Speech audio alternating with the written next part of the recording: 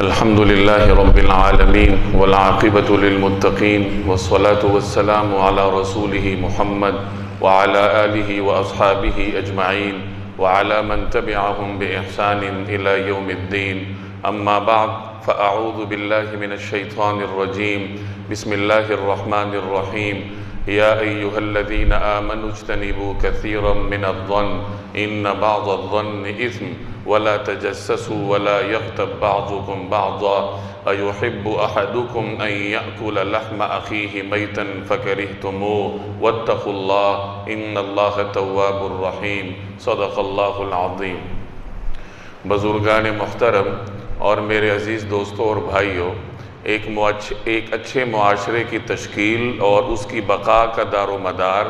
تربیت یافتہ افراد پر ہے. تربیت یافتہ افراد باہم مل کر ایک اچھا معاشرہ تشکیل دیتے ہیں. اسی طریقے سے اچھے معاشرے کی بقا کا دار و مدار بھی اس میں رہنے والے افراد کی تربیت اور تہذیب پر ہوتا ہے. اگر کسی معاشرے کے افراد غیر مہذب ہوں، غیر تربیت یافتہ ہوں، تو ماضی میں وہ معاشرہ جتنا بھی اچھا رہا ہو، لیکن موجودہ افراد کی غیر مہذبانہ حرکات اور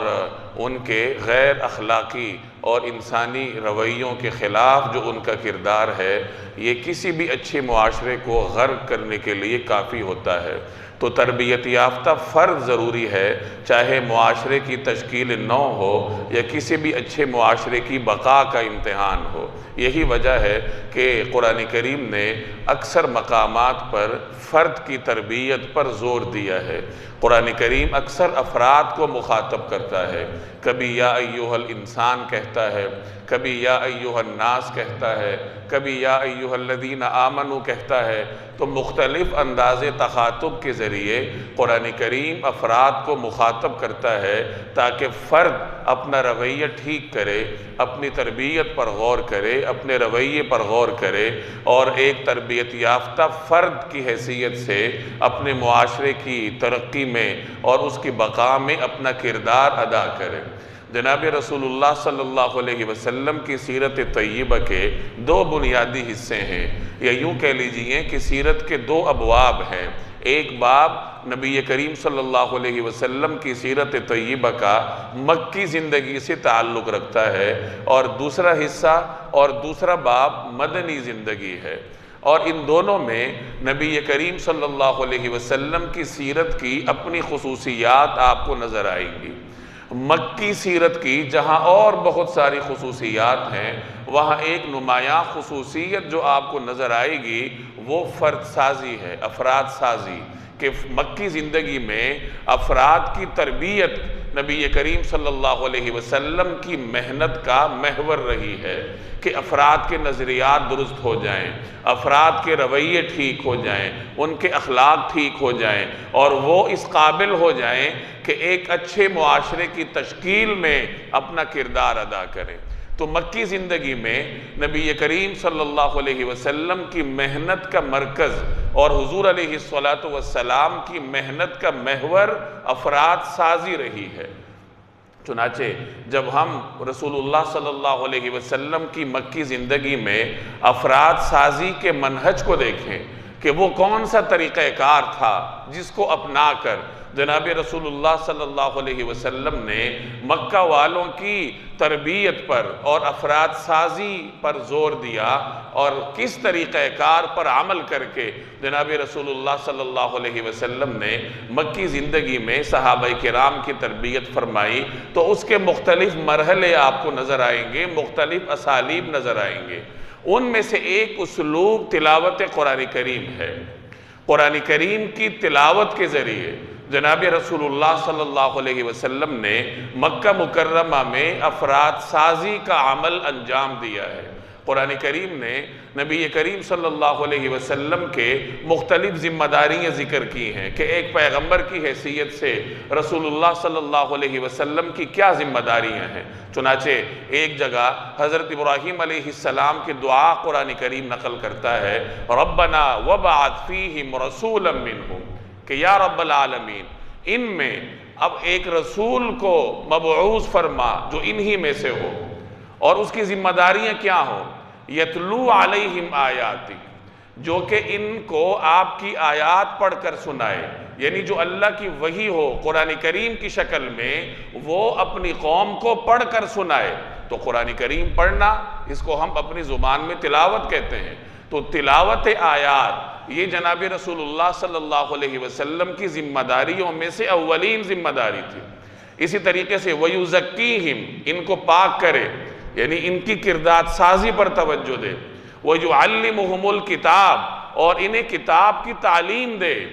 تعلیم کتاب یہ تلاوت آیات سے الگ ذمہ داری کے طور پر ذکر کی گئی۔ اس کا مطلب یہ ہے کہ تلاوت آیات الگ ذمہ داری ہے اور تعلیم کتاب الگ ذمہ داری ہے، یعنی پیغمبر ایک طرف اپنی قوم کو اللہ کی آیات پڑھ کر سنائے گا، جسے ہم تلاوت آیات کہیں گے، یہ ایک الگ ذمہ داری ہے، اور پھر جو آیات پڑھ کر سنائی ہیں پیغمبر ان کا معنی اور مفہوم اور ان کے جو مختلف مصداقات ہیں وہ اپنی امت کو سکھائے گا، اور اس کو ہم تعلیم کتاب کہیں گے۔ والحکمہ، اور حکمت، تو یہ پیغمبر کی مختلف ذمہ داریاں ہیں۔ ہم ان میں سے صرف ایک کو لے لیتے ہیں، تلاوت آیات۔ جناب رسول اللہ صلی اللہ علیہ وسلم نے مکہ مکرمہ میں افراد سازی کے لیے تلاوت آیات کو بطور ذریعے اور ٹول کے استعمال فرمایا۔ سیرت کی کتابوں میں واقعات بکھرے پڑے ہیں کہ نبی کریم صلی اللہ علیہ وسلم کہیں تشریف لے جاتے یا کوئی نیا شخص آپ سے ملنے آتا تو بالکل ابتدا میں آپ صلی اللہ علیہ وسلم اسے قرآن کریم کی آیات پڑھ کر سناتے تھے۔ اس سلسلے میں ایک معروف واقعہ سیرت کی کتابوں میں مذکور ہے کہ جب اہل مکہ نے ہر ممکن طریقے سے دعوت اسلام کو روک کر دیکھ لیا لیکن کامیاب نہ ہوئے، تو انہوں نے ایک نیا حربہ اپنایا، اپنے ایک دانشور کا انتخاب کیا، عتبہ مکہ میں ایک معروف دانشور کی حیثیت رکھتا تھا، تو اس کا انتخاب کیا کہ تم جاؤ اور نبی کریم صلی اللہ علیہ وسلم سے گفت و شنید کرو۔ ان کو یہ امید تھی کہ یہ بڑا دانشور ہے تو یہ رسول اللہ صلی اللہ علیہ وسلم کو دعوت سے العیاذ باللہ باز رکھنے میں کامیاب ہوگا۔ اب عتبہ جاتا ہے، پیچھے مکہ کے سردار مجلس میں بیٹھے ہیں اور انتظار میں ہیں کہ عتبہ واپس آئے گا تو کوئی اچھی خبر لے کر آئے گا۔ اچھی خبر کا مطلب کہ جس مقصد کے لیے ہم نے بھیجا ہے تو ہمارا وہ مقصد وہ لے کر آئے گا، کامیاب آئے گا۔ اب عتبہ جاتا ہے، رسول اللہ صلی اللہ علیہ وسلم کے پاس بیٹھتا ہے، نبی کریم صلی اللہ علیہ وسلم کے سامنے پیشکش رکھتا ہے کہ اس دعوت سے آپ کے مقاصد کیا ہیں۔ اگر تو آپ کو دولت چاہیے تو ہم پورے مکہ کی دولت آپ کے لیے جمع کر دیتے ہیں، اور اگر آپ کو عزت چاہیے تو ہم آپ کو مکہ کا رئیس بنا دیتے ہیں، اور اگر اس دعوت سے آپ کا مقصد بادشاہت ہے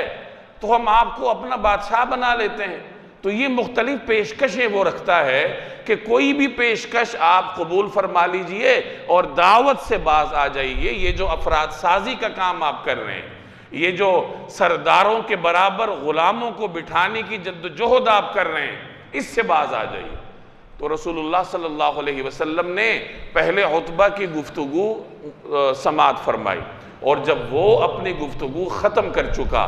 تو آپ صلی اللہ علیہ وسلم نے اس سے پوچھا کہ آپ اپنی بات پوری کر چکے ہیں، اب میں اپنی بات شروع کروں؟ یہ مکالمے کے آداب ہیں کہ کس طریقے سے نبی کریم صلی اللہ علیہ وسلم نے ان لوگوں سے مکالمہ فرمایا جو کہ اس روئے زمین پر آپ کے دشمن تھے۔ چنانچہ عتبہ نے کہا کہ ہاں میری بات پوری ہو چکی، اب آپ بات شروع کیجئے۔ تو نبی کریم صلی اللہ علیہ وسلم نے اپنی گفتگو کے آغاز میں اسی تلاوت آیات کا سہارا لیا، اور آپ صلی اللہ علیہ وسلم نے سورہ فصلت کی ابتدائی آیات عتبہ کو سنائی۔ سیرت نگار لکھتے ہیں کہ عتبہ اپنے دونوں ہاتھوں کو زمین پر ٹکائے، اپنے سر کو پشت کے ساتھ ملائے، بہت محویت اور حیرت کے عالم میں دیکھ رہا تھا، جیسے ایک آدمی اپنے دونوں ہاتھ پیچھے ٹکا کر اس طریقے سے اپنا سر پشت کی طرف مائل کر کے حیرانی کے ساتھ، توجہ کے ساتھ کوئی بات سنتا ہے، تو اس طریقے سے حیرت کے ساتھ عتبہ نبی کریم صلی اللہ علیہ وسلم کی زبان اطہر سے نکلی ہوئی آیات کو سنتا رہا، ایک ایک کر کے آیت اس کی سماعتوں کی نظر ہوتی رہی، اس کی سماعتوں سے ٹکراتی رہی اور اس کے چہرے کی رنگت تبدیل ہوتی رہی، یہاں تک کہ جب وہ مجلس نبوی سے اٹھ کر گیا تو جس مجلس سے وہ پہلے آیا تھا، سرداران قریش کی مجلس سے، انہوں نے جب عتبہ کو آتے ہوئے اور اس کے چہرے کی رنگت اور اس کی چال ڈھال کو دیکھا تو ایک کہنے والے نے کہا کہ لوگوں یہ وہ عتبہ نہیں ہے جو تمہارے پاس سے اٹھ کر گیا تھا، اس قدر متاثر ہوا۔ تو یہ نبی کریم صلی اللہ علیہ وسلم کا انداز تھا کہ افراد سازی کے لیے جناب رسول اللہ صلی اللہ علیہ وسلم قرآن کریم کی تلاوت سے کام لیتے تھے،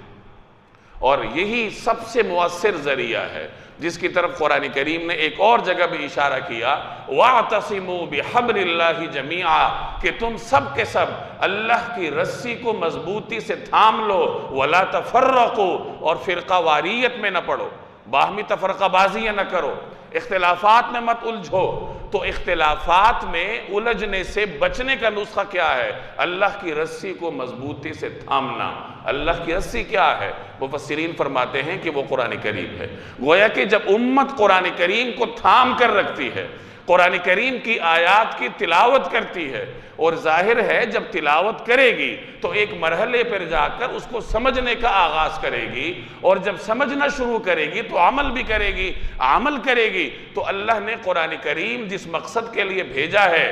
کہ ذَلِكَ الْكِتَابُ لَا رَيْبَ فِيهِ هُدًى لِّلْمُتَّقِينَ، کہ یہ کتاب ہے جس میں کوئی شک نہیں اور متقین کے لیے ہدایت ہے۔ تو جس مقصد کے لیے اللہ نے قرآن کریم کو بھیجا ہے لوگوں کی ہدایت کے لیے، وہ بھی پورا ہو جائے گا۔ تو آغاز تلاوت کتاب سے ہوتا ہے، اور اسی میں ہمارے لیے سبق ہے۔ نبی کریم صلی اللہ علیہ وسلم کی سیرت کو اللہ تبارک و تعالی نے میرے اور آپ کے لیے اسوہ حسنہ قرار دی۔ لَقَدْ كَانَ لَكُمْ فِي رَسُولِ اللَّهِ أُسْوَةٌ حَسَنَةٌ، کہ تحقیق تمہارے لیے اللہ کے رسول کی زندگی میں ایک بہترین نمونہ ہے۔ بہترین نمونے کا کیا مطلب؟ کہ پیغمبر کی زندگی کے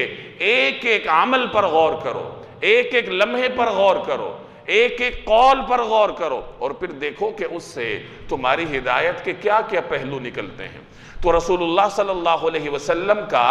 مکی زندگی میں جو طرز عمل ہے وہ ہمیں یہ دعوت دیتا ہے، یہ غور کرنے پر مجبور کرتا ہے کہ یہ اور یہ راستے ہیں، اور ان کے اوپر چل کر تم افراد سازی کا کام کر سکتے ہو، تم پہلے اپنی شخصیت کی تعمیر کر سکتے ہو، اور پھر ایک قدم آگے بڑھ کر اپنی اولاد کی شخصیتوں کو بہتر بنا سکتے ہو، اور پھر اللہ توفیق دے تو نبوی منہج پر چلتے ہوئے معاشرے میں افراد سازی کا، کردار سازی کا، لوگوں کے اخلاق کا، لوگوں کے رویوں کی اصلاح کا کام اللہ تبارک و تعالی آپ سے لے سکتا ہے۔ تو آغاز کہاں سے ہوگا؟ آغاز تلاوت آیات سے ہوگا، قرآن کریم کی تلاوت سے ہوگا، قرآن کریم پر غور کرنے سے ہوگا، اور قرآن کریم پر عمل کر کے اللہ تبارک و تعالی پھر اس محنت کے نتائج مجھے اور آپ کو عطا کرے گا۔ تو یہ پہلے نمبر کا کام ہے کہ افراد سازی کیسے کرنی ہے، اپنی تعمیر کیسے کرنی ہے، اور نبی کریم صلی اللہ علیہ وسلم کی سیرت طیبہ کا جو مکی باب ہے اس سے میں نے اور آپ نے کیسے استفادہ کرنا ہے۔ اب دوسرے نمبر پر میرے اور آپ کے سامنے جو سوال آتا ہے وہ معاشرے کی بقا کا ہے، جس سے آج کل بالخصوص ہمارا معاشرہ گزر رہا ہے۔ ہمارا وطن عزیز پاکستان کے لوگ جس مرحلے سے گزر رہے ہیں وہ یہی ہے کہ اپنے اس معاشرے کو باقی کیسے رکھا جائے۔ یہ جو ہماری مشرقی تہذیب ہے جس پر اسلامی روایات کی چھاپ ہے، اس معاشرے کی بقا کس طریقے سے یقینی بنائی جائے۔ تو اس کے لیے ہمیں نبی کریم صلی اللہ علیہ وسلم کی مدنی زندگی کی جو سیرت ہے اس کا مطالعہ کرنا پڑے گا۔ مدنی زندگی یا سیرت طیبہ کا جو مدنی باب ہے اس میں جہاں اور بہت ساری خصوصیات اللہ نے رکھی ہیں، وہاں اس کی ایک بنیادی خصوصیت یہ ہے کہ اگر کسی معاشرے کے لوگ اپنی بقا کے سوال کے مرحلے سے گزر رہے ہوں تو وہ اس سیرت کے اس باب کا مطالعہ کر کے اپنے لیے لاہ عمل تلاش کر سکتے ہیں۔ بہت سارے ایسے معاملات ہیں جن پر چلتے ہوئے ایک معاشرہ تباہی سے دوچار ہوتا ہے۔ آج کل ہم لوگ جن چند بنیادی مفاسد سے گزر رہے ہیں ان کا میں ذکر کیے دیتا ہوں۔ سب سے بنیادی چیز بدگمانی ہے کہ لوگ ایک دوسرے سے بدگمانی رکھیں۔ اگر مجھے آپ کے ساتھ بدگمانی ہو، آپ کو میرے ساتھ بدگمانی ہو، تو پھر معاشرہ کیسے باقی رہے گا؟ معاشرے میں توڑ پھوڑ ہوگی، گھر ٹوٹے گا، محلہ ٹوٹے گا، شہروں میں تقسیم ہوگی، ملکوں میں تقسیم ہوگی۔ بدگمانی کے بارے میں قرآن کریم کے بڑے واضح ارشادات ہیں کہ اجتنبوا کثیرا من الظن، کہ اے لوگو بہت سارے گمانوں سے پرہیز کرو۔ ان بعض الظن اثم، کیونکہ بعض گمان ایسے ہیں جو گناہ کا درجہ رکھتے ہیں۔ ظنوا بالمؤمنین خیرا، حدیث میں نبی کریم صلی اللہ علیہ وسلم کا ارشاد ہے کہ اے لوگو مومنوں کے ساتھ، مسلمانوں کے ساتھ اچھا گمان رکھا کرو۔ تو یہ سب سے بنیادی چیز ہے لوگوں کے ساتھ تعلقات جاری رکھنے میں اور تعلقات استوار رکھنے میں۔ جو سب سے بنیادی چیز ہے وہ گمان کی اصلاح ہے کہ مجھے آپ کے ساتھ اچھا گمان ہو اور آپ کو میرے ساتھ اچھا گمان ہو۔ ہمارا معاشرہ اسی انحطاط کا شکار ہے کہ ہمیں اپنے نظریات پر عمل پیرا شخص کے ساتھ تو اچھا گمان ہے، اور جس شخص کا میرے ساتھ کوئی اختلاف ہے تو مجھے اس کے ساتھ بدگمانی ہوگی۔ میرے لیے اچھا شخص وہ ہے جو میرے طریقہ کار پر چلتا ہے، میرے لیے اچھا ادارہ وہ ہے جو کہ میرے بتائے ہوئے طریقے پر چلتا ہے۔ اگر کوئی شخص میرے نظریات سے ٹکراتا ہے تو میں اس کے ساتھ بدگمانیاں کرنا شروع کر دوں گا۔ تو یہ سب سے ابتدائی چیز ہے کہ ہمیں ایک دوسرے کے ساتھ نیک گمان رکھنا چاہیے، اور اچھے گمان کے حوالے سے قرآن کریم جو ہمیں احکامات دیتا ہے اور نبی کریم صلی اللہ علیہ وسلم کی سیرت میں ہمیں جو رہنمائی ملتی ہے اس پر عمل کرنا چاہیے۔ دوسرے نمبر پر افواہوں سے پرہیز، افواہ سازی سے گریز کرنا۔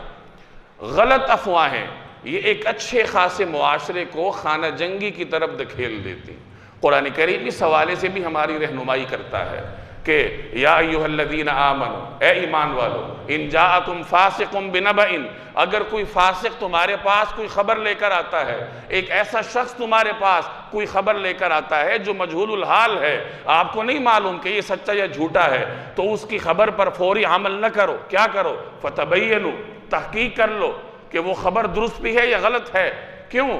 کیونکہ اگر وہ خبر غلط ہوئی تو پھر کیا ہوگا؟ ان تصیبوا قوما بجہالہ، کہ کہیں ایسا نہ ہو کہ تم لا علمی میں کسی قوم پر جا پڑو، تم کسی کے خلاف کارروائی کر بیٹھو، تم کسی شخص کے خلاف کارروائی کر بیٹھو، اور وہ کارروائی کیوں کرو گے؟ غلط اطلاع کی وجہ سے۔ تو غلط اطلاع کو پرکھنا یہ قرآن کریم ہر مسلمان کی ذمہ داری قرار دیتا ہے۔ غلط اطلاع نہیں، ہر اطلاع، ہر ایسی خبر جو کہ آپ کے پاس غیر موثوق ذرائع سے آتی ہے تو اس کو پرکھنا چاہیے۔ اب پرکھا کیسا جائے؟ قرآن کریم اس حوالے سے بھی میرے اور آپ کی اصلاح کرتا ہے، خبر پرکھنے کا طریقہ کار بھی ہمیں سکھاتا ہے۔ سورہ نساء میں ایک جگہ قرآن کریم کا ارشاد ہے وَإِذَا جَاءَهُمْ أَمْرٌ مِّنَ الْأَمْنِ أَوِ الْخَوْفِ أَذَاعُوا بِهِ، کہ جب بھی ان کے پاس امن کے بارے میں کوئی خبر آتی ہے یا خوف کے بارے میں کوئی خبر آتی ہے تو یہ اس کو پھیلا دیتے ہیں۔ وَلَوْ رَدُّوهُ إِلَى الرَّسُولِ، اگر یہ اس خبر کو لوٹا دیتے رسول کی جانب، وَإِلَىٰ أُولِي الْأَمْرِ مِنْهُمْ، یا اپنے میں سے اولو الامر لوگوں کی طرف، لَعَلِمَهُ الَّذِينَ يَسْتَنبِطُونَهُ مِنْهُمْ، تو جو ان میں سے اہل تحقیق ہیں یا اہل استنباط ہیں وہ اس کو جان لیتے۔ اس آیت میں خبر پرکھنے کا طریقہ کار ہمیں تعلیم کیا جا رہا ہے کہ جب کوئی خبر آپ کے سامنے آتی ہے، چاہے وہ زندگی کے کسی موڑ سے تعلق رکھتی ہو، کسی شعبے سے تعلق رکھتی ہو، تو اس کو پرکھنے کا طریقہ یہ ہے کہ اپنے بڑوں کے پاس لے جاؤ۔ صحابہ کو یہ تعلیم دی گئی کہ وَلَوْ رَدُّوهُ إِلَى الرَّسُولِ، کہ وہ خبر لے کر رسول کے پاس چلے جاؤ۔ تم رسول کے زمانے میں رہتے ہو تو نبی کریم صلی اللہ علیہ وسلم کے پاس اس خبر کو لے جاؤ اور نبی کریم صلی اللہ علیہ وسلم سے اس کے رہنمائی حاصل کرو۔ وَإِلَىٰ أُولِي الْأَمْرِ مِنْهُمْ، یا جو تم میں سے اولو الامر ہیں۔ اولو الامر کہتے ہیں جن کے ہاتھ میں معاملے کی باغ ڈور ہو۔ اب اگر مذہبی خبر ہوگی تو علماء کے پاس جانا پڑے گا، اگر اس خبر کا تعلق سیاست کے میدان سے ہوگا تو اس میدان کے ماہرین کو دیکھنا پڑے گا، اگر اس خبر کا تعلق عسکری امور سے ہوگا تو اس میدان کے اولو الامر کو دیکھنا پڑے گا، ان کے ماہرین کو دیکھنا پڑے گا۔ تو یہ طریقہ کار ہے کسی بھی خبر کو پرکھنے کا۔ تو جب آپ نے خبر سن لی، خود تحقیق کر لی اور خود تحقیق کرنے کی صلاحیت نہیں رکھتے، تو قرآن کریم نے ہمیں خبر کی تحقیق کرنے کا جو مرحلہ بتایا ہے اس مرحلے سے آپ نے گزار لی، اب اس کے بعد آپ اس خبر کو آگے پھیلائیں اور دوسرے کو بتائیں۔ ورنہ ہمارا جو طرز عمل ہے اس کے بارے میں نبی کریم صلی اللہ علیہ وسلم کا ارشاد ہے، کفا بالمرء کذبا ان یحدث بکل ما سمع، انسان کے جھوٹا ہونے کے لیے یہی بات کافی ہے کہ وہ ہر سنی ہوئی بات کو آگے پھیلائے۔ خبر سن لی اور یہ دیکھے بغیر کہ یہ سچی ہے یا جھوٹی ہے، لانے والا کون ہے، میں اس کی تحقیق کرنے کی صلاحیت رکھتا ہوں یا نہیں، کوئی چیز دیکھے بغیر ہم اس کو آگے پھیلائیں گے۔ اور آج کل تو ہمارے نوجوانوں کا، بچوں کا، ہم سب کا طرز عمل یہ ہے کہ خبر نہ صرف آگے پھیلانی ہے بلکہ اپنی رائے دے کر آگے پھیلانا ہے۔ میرے نزدیک یہ معاملہ ہے، خبر ہوگی سیاست سے متعلق، میرا میدان ہے مذہبی تعلیم کا، سیاسی امور کی مجھے کوئی شد بد نہیں ہے، بین الاقوامی حالات، ملکی حالات کی مجھے کوئی خبر نہیں ہے، لیکن سیاسی میدان میں رائے دیتے ہوئے میں ایک مذہب کا طالب علم ہوتے ہوئے کہوں گا میرے نزدیک، حالانکہ مجھے کیا حق پہنچتا ہے جب مجھے ملکی حالات کی خبر نہیں ہے، مجھے ملکی تاریخ کا علم نہیں ہے، مجھے بین الاقوامی تاریخ کا علم نہیں ہے، تو مجھے کیا حق پہنچتا ہے کہ میں سیاسی میدان میں رائے زنی کروں؟ عسکری معاملات یہ دنیا کے پیچیدہ ترین معاملات ہوتے ہیں، اور آج کل ہم میں سے ہر شخص عسکری امور پر بھی وہ رائے زنی کرے گا کہ میرے نزدیک رائے دینے کے لیے ہمارے نوجوان کی جو بنیادی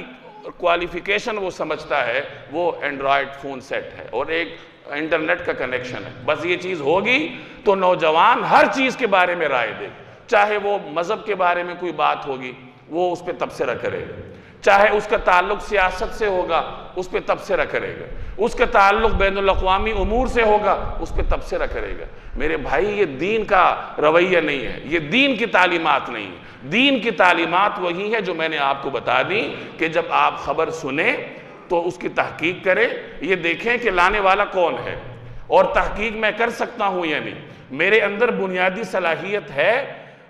خبر جس میدان سے تعلق رکھتی ہے اس میدان کے بارے میں میری صلاحیت کیا ہے، میری معلومات کیا ہیں، میرا مطالعہ کیا ہے، اگر تو میں سمجھتا ہوں کہ میں اس کے بارے میں رائے دینے کا اہل ہوں پھر رائے دوں، اور اگر میرا اس حوالے سے کوئی مطالعہ نہیں ہے تو خاموشی اختیار کروں۔ تو افواہوں کی وجہ سے اور غلط خبروں کو آگے بڑھانے کی وجہ سے کوئی بھی صحت مند معاشرہ صحت مند باقی نہیں رہتا، کوئی بھی اچھا معاشرہ اپنی بقا کے سوال کے مرحلے سے گزرتا ہے جب اس کے لوگوں کا یہ طرز عمل ہوتا ہے کہ وہ ہر معاملے میں اپنے سینگ پھنسائیں اور ہر سنی ہوئی خبر کو آگے پھیلائیں۔ تو ایک تو بدگمانی جو کسی معاشرے کی بقا کے راستے میں حائل ہے، اور دوسرے نمبر پر افواہوں پر عمل کرنا، افواہ سازی میں اپنا کردار ادا کرنا، اور تیسرے نمبر پر امن خراب کرنے میں اپنا کردار ادا کرنا۔ جناب رسول اللہ صلی اللہ علیہ وسلم کے فرامین میں ایک مسلمان کی جان اور اس کے مال کی حرمت کو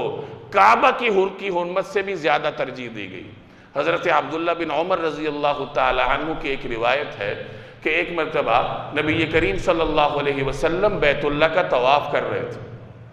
طواف کرتے کرتے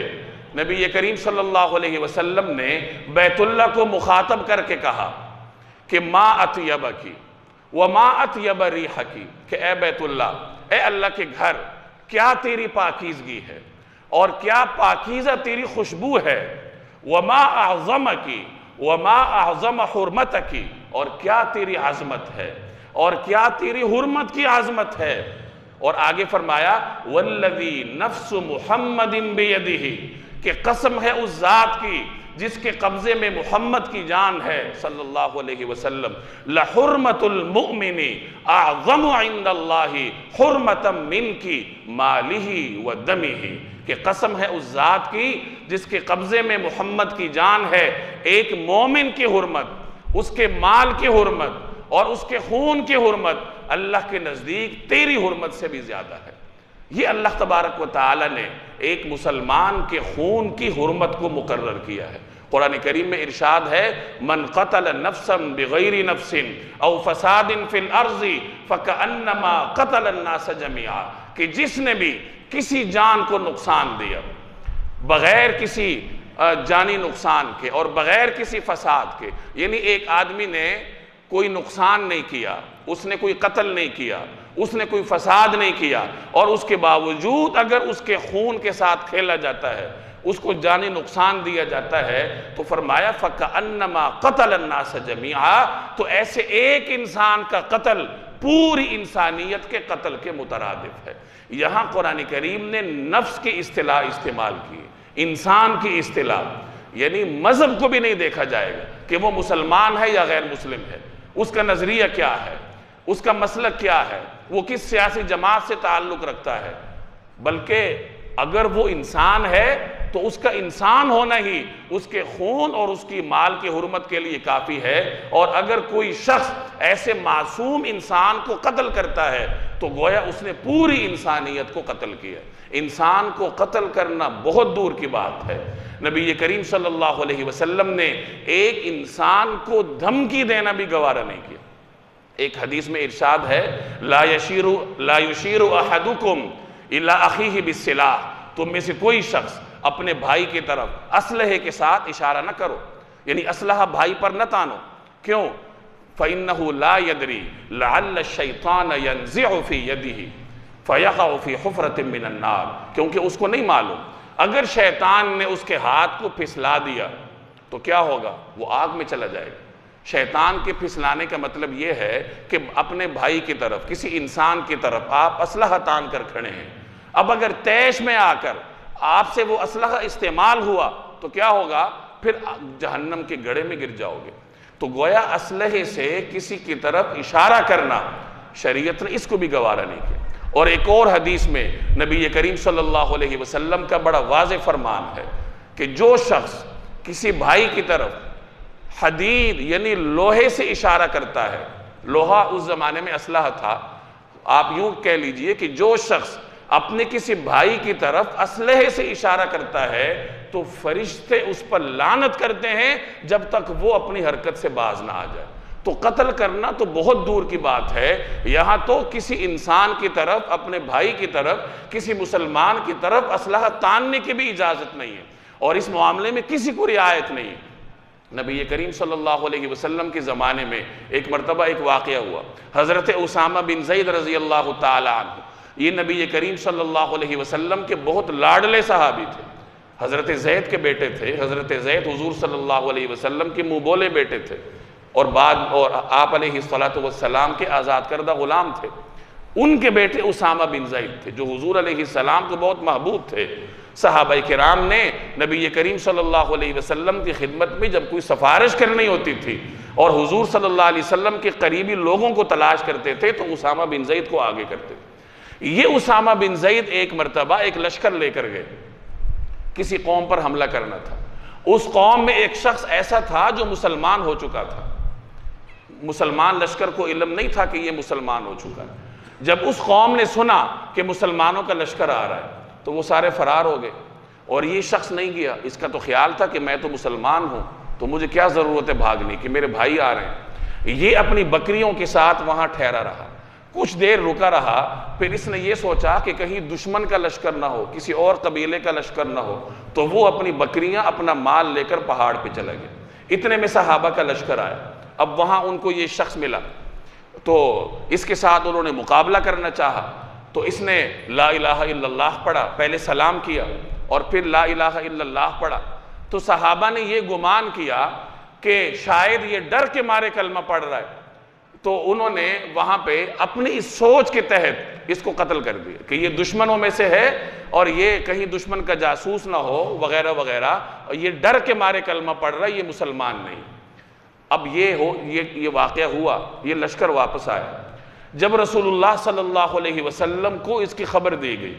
تو نبی کریم صلی اللہ علیہ وسلم سخت غضبناک ہوئے۔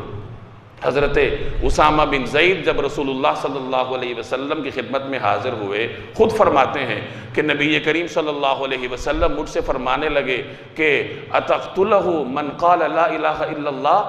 کہ کیا تم نے اس شخص کو قتل کیا ہے جس نے پڑھا تھا لا الہ الا اللہ؟ تو اسامہ کہتے ہیں کہ میں خوفزدہ ہوا اور میں عرض کرنے لگا میرے لیے استغفار کیجئے، لیکن نبی کریم صلی اللہ علیہ وسلم بار بار یہی جملہ دہرا رہے تھے، اتقتلہ من قال لا الہ الا اللہ، اتقتلہ من قال لا الہ الا اللہ۔ اسامہ کہتے ہیں کہ مجھے اس موقع پر یہ تمنا ہوئی کہ کاش میں اس سے پہلے مسلمان ہی نہ ہوتا اور آج مسلمان ہو جاتا، یعنی آج اگر میں مسلمان ہوتا تو میرے پچھلے گناہ معاف ہوتے، تو اس میں یہ جرم بھی میرا دھل جاتا۔ یعنی اتنا ان کے ذہن میں یہ جرم اتنا بڑا کر کے نبی کریم صلی اللہ علیہ وسلم نے پیش کیا کہ انہیں اس پر پشیمانی ہوئی کہ مجھے آج مسلمان ہونا چاہیے تھا۔ اور ایک اور روایت میں نبی کریم صلی اللہ علیہ وسلم کے الفاظ تھے کہ حضرت اسامہ سے مخاطب ہو کر آپ فرمانے لگے کہ فَكَيْفَ تَصْنَعُ بِلَا إِلَهَ إِلَّا اللَّهِ إِذَا جَاءَ يَوْمَ الْقِيَامَةِ، کہ جب قیامت کے دن تمہارے مقابلے میں لا الہ الا اللہ کا کلمہ آئے گا تو تم کیا کرو گے؟ تو اسامہ کہتے ہیں میں نے درخواست کی میرے لیے استغفار کیجئے، تو نبی کریم صلی اللہ علیہ وسلم یہی جملہ دہرا رہے تھے کہ کیف تصنع بلا الہ الا اللہ اذا جاء یوم القیامہ، کہ قیامت کے دن جب کلمہ لا الہ الا اللہ تمہارے مقابلے میں آئے گا تو تم کیا کرو گے؟ تو میرے بھائی یہ ایک مسلمان کی جان کی حرمت ہے، یہ انسانی جان کی حرمت ہے۔ جان جان ہوتی ہے، چاہے وہ کسی نظریے سے تعلق رکھنے والے انسان کی ہو، چاہے وہ امیر کی ہو یا غریب کی ہو۔ تو اگر کوئی شخص کسی انسان کے بارے میں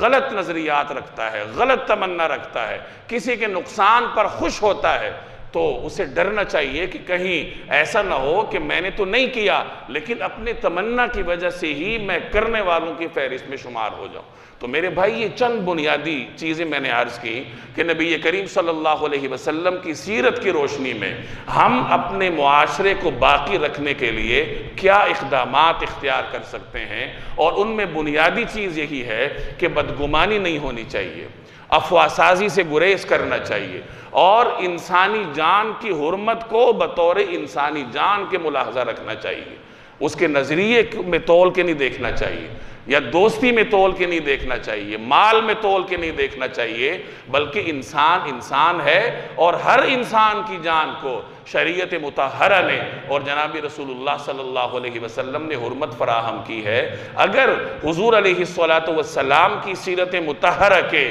اس باب پر عمل کریں گے تو شاید اپنے معاشرے کو باقی رکھ سکیں، ورنہ اگر ان چیزوں کو ہم ہلکا سمجھیں گے تو میرے بھائی لیبیا کو دیکھ لیجئے، مصر کو دیکھ لیجئے، شام کو دیکھ لیجئے، وہاں یہی صورتحال تھی، عوام کو آپس میں لڑایا گیا بدگمانی کی وجہ سے، افواہ سازی کی وجہ سے، غلط خبروں کی وجہ سے، عوام اور ادارے مقابلے میں آ گئے، نتیجہ یہ ہوا کہ نہ ان کی حکومتیں رہیں، نہ وہ معاشرے رہے، نہ وہ ممالک رہے۔ تو یہ وہ وقت ہے جو ہمارے اس معاشرے پر بڑا نازک ہے۔ اللہ تبارک و تعالی ہم سب کو ذمہ دار بنائے اور ہمیں عمل کرنے کی توفیق دے۔ وما علینا الا البلاغ۔